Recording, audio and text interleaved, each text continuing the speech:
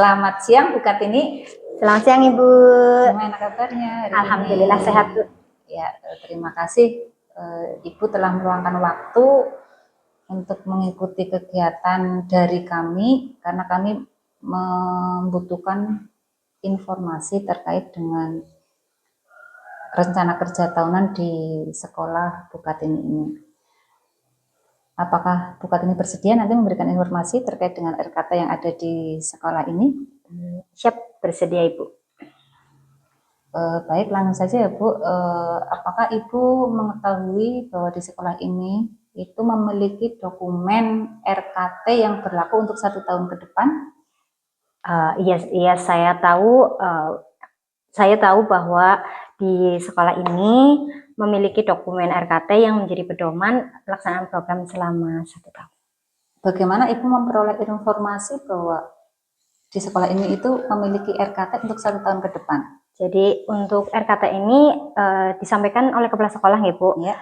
Melalui rapat Dewan Guru, rapat kerja, serta sosialisasi pada awal tahun pelajaran. Jadi guru juga dapat mempelajari dokumen RKT ini yang telah tersedia di sekolah. Seperti itu Bu. Baik, terima kasih. Jadi Bu Kartini sudah tahu bahwa di sekolah ini ada RKT ya tentunya. Nah, apakah Bu Kartini atau Bapak Ibu guru di sini itu dilibatkan dalam proses penyusunan RKT yang digunakan untuk 1 tahun ke depan? Tentunya kami selalu dilibatkan untuk program RKT ini, Bu. Jadi kami juga menyampaikan usulan dan sesuai dengan kebutuhan pembelajaran yang kemudian menjadi pertimbangan dalam penyusunan RKT ini. Baik, terima kasih.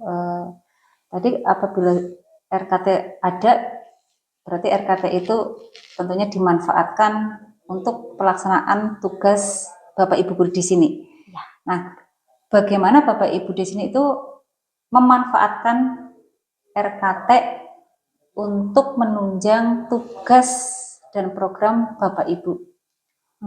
Jadi untuk RKT ini itu nantinya akan menjadi acuan dalam menyusun program kerja, melaksanakan kegiatan pembelajaran, lalu kegiatan kesiswaan yang ada di sekolah, dan pengembangan kompetensi bagi guru juga maupun program sekolah lainnya, sehingga pelaksanaannya sesuai dengan target yang telah direncanakan. Nah, apakah Ibu selalu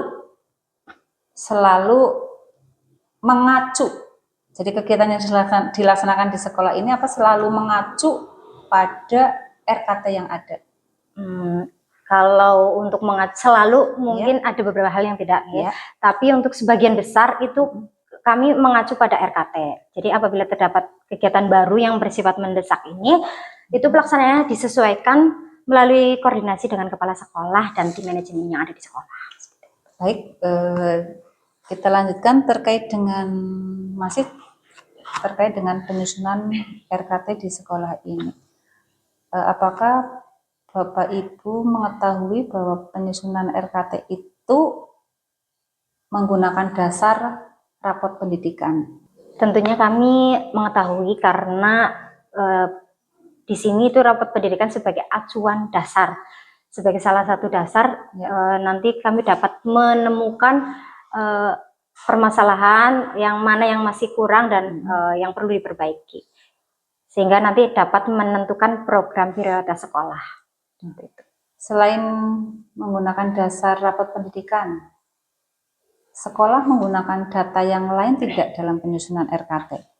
Tentunya menggunakan data yang lain ya, karena di sini kami memanfaatkan hasil evaluasi diri, capaian belajar peserta didik, hasil asesmen dan supervisi pembelajaran, serta evaluasi program di tahun-tahun sebelumnya sebagai data pendukung. Ya, terima kasih atas informasi yang Ibu berikan. Nah, terkait dalam penyusunan RKT tadi, bahwa Bapak Ibu di sini dilibatkan dalam penyusunan RKT atau program sekolah yang ada. Nah, selain Bapak Ibu guru, adakah pihak lain yang terlibat dalam penyusunan program sekolah? Untuk penyusunan ini itu tentunya ada yang terlibat, karena semakin banyak referensi, semakin banyak usulan, itu akan menambah kebermanfaatan untuk sekolah kami. Itu yang akan jadi pertimbangan, yaitu salah satunya ada komite sekolah, ada perwakilan orang tua, serta pemangku kepentingan lainnya yang dilibatkan sesuai dengan kebutuhan. Ya, jadi dalam penyusunan RKT ada beberapa pihak yang dilibatkan. Pihak yang dilibatkan tentunya pasti kadang mengusulkan program yang ingin dilaksanakan. Nah, apakah usulan dari Bapak Ibu guru, dari komite, dari warga sekolah itu menjadi bahan pertimbangan dalam menyusun program sekolah? Jadi usulan-usulan itu tentunya akan jadi pertimbangan yang baik juga untuk sekolah kami.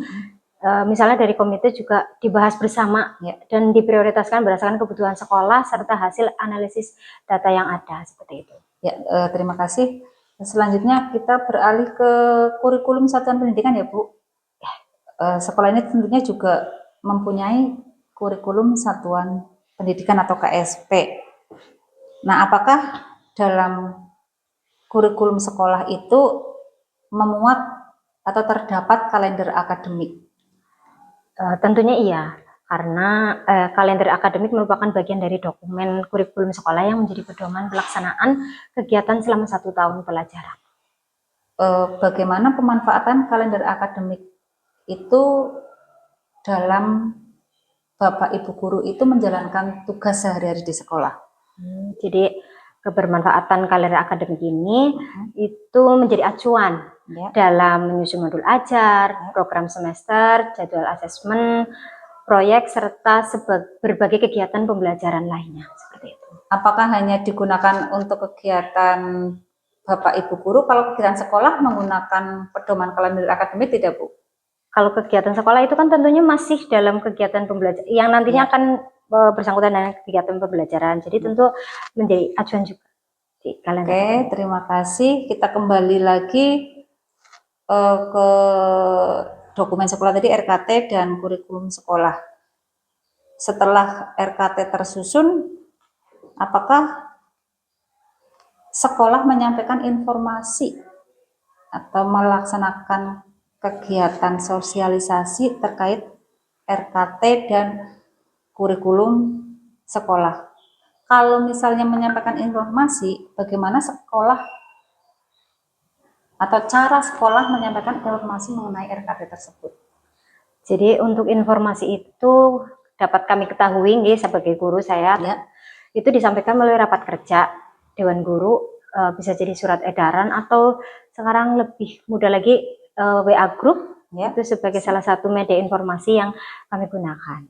Itu. Berarti Bu Kartini tahu ya program-program prioritas dari sekolah? Jadi nanti setelah sosialisasi dilakukan, kami itu memahami program yang akan dilaksanakan beserta perannya masing-masing, jadi saling mendukung untuk ketercapaian program sekolah kami.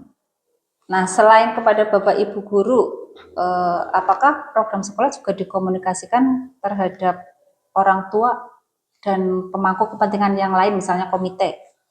Tentunya program sekolah itu harus wajib disampaikan juga ke komite sekolah, karena komite sekolah kan salah satu juga peranan penting di sekolah ini.